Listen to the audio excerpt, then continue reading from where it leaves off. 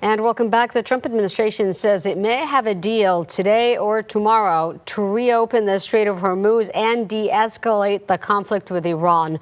President Trump this week threatened that Tehran has one last chance to reach a peace deal before, quote, decapitation.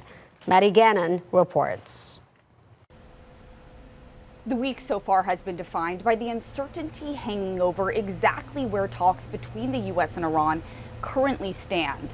But we did get new insight Tuesday from a key player in it all.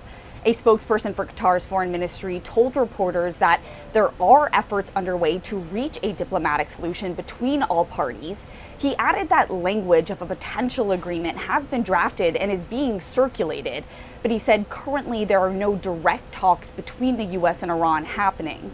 Just hours later, we heard from U.S. Secretary of State Marco Rubio, who said there's been progress on talks about the Strait of Hormuz, although he said currently there's no finality.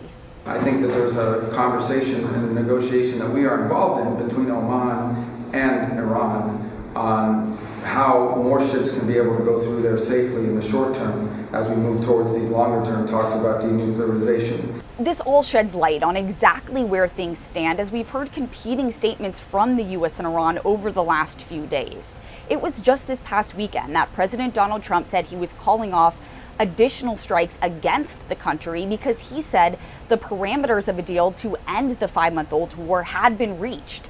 Trump then started the week insisting that talks were taking place and slamming Iranian leadership for pushing back on that. In one True Social post, he described Iranian leadership as unbelievably duplicitous. For its part, Iran has said it is only in talks with Oman over managing a temporary route through the Strait of Hormuz. At the White House, I'm Maddie Gannon.